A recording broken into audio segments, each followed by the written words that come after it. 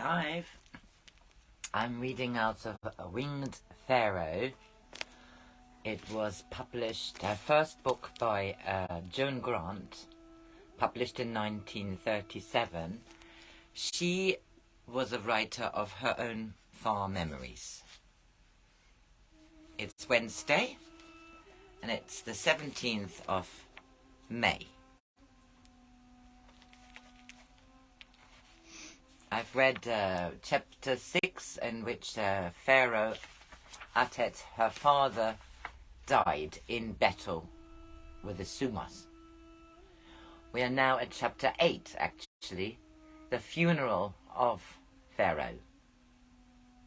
Za'atet was the son of the eldest daughter of the first sister of Menes. His mother's tomb had been built where for a time Menes had sought to make his new capital, northwards of the royal city. She was drowned when sailing in a small boat near the first cataract. Her body was never recovered, and so her tomb was left empty. When Menes and my father, in co-rulership, built the new city of Men-ad-Tetis, they decided that the resting place of their bodies should be at Abidwa, where the light had been rekindled. When my father died, his tomb was still unfinished, though his plans for it showed where every brick was to be placed. His body was embalmed in a temple of the delta, and until his tomb was ready, it rested in the unsealed tomb of his mother.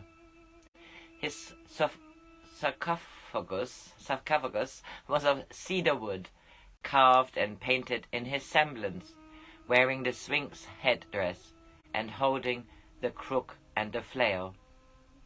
And while he lay there, his soldiers guarded him.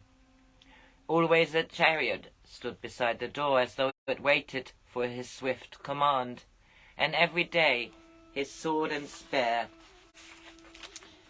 were burnished as though he were but sleeping in his tent before he armed for battle.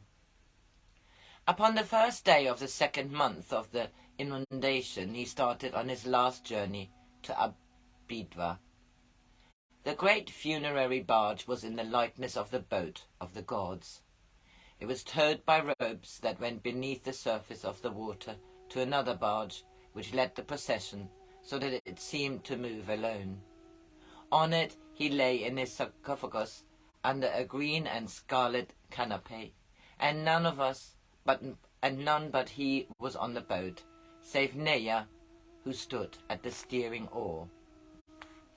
For 9 days Za'atet journeyed, and each day, from 1 hour after sunrise until sunset, Neah must steer and could not rest or eat. Far down the river stretched the other boats, the royal household, his warriors, his priests and his scribes, and on the banks were gathered his people, who had come from all this land to see the splendid passing of their Pharaoh. They had wreathed themselves in flowers to honor him, that had died to free his people from the shadow. My mother's eyes were never dimmed with tears, yet when she smiled there was a sorrow on her mouth, and I knew that her days were exiles between sleep. She had said that his people must share in his joy of freedom from earth, and be of courage, and not weep that he had gone ahead of them beyond their sight. And so, his last journey to Abidwa was not of sorrow, but like a triumph on a victory.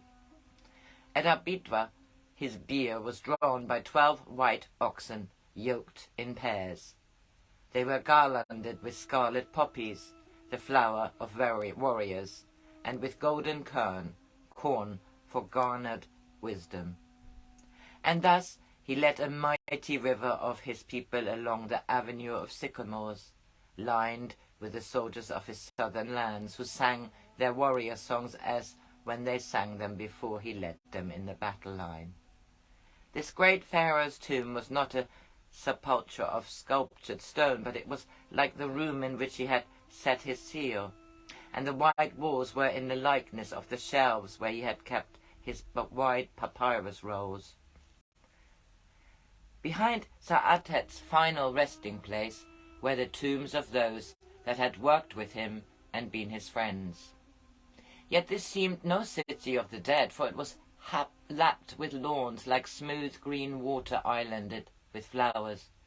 For he had said that when his last garden was no longer green and none should come to tend the paths that he had planned, then would his memory have faded from men's hearts, and he wished not for the little immortality of stone when he would know the glories of the West. Then, past the semblance of their almighty dead, his people filed. Now all had bidden him their earth farewell, and the floor was deep with the flowers they brought as that final tribute he had wished. No food or wine, no furniture, no swords, no gold or ivory, no carven stone, but only the growing things that he had loved. And then the doors of cedar wood were sealed, and we left him there in his serenity. It's a short chapter. They are all not very long, but I keep them separate. It's easier to upload. It'll be on my YouTube and my BitTube. Have a lovely Wednesday.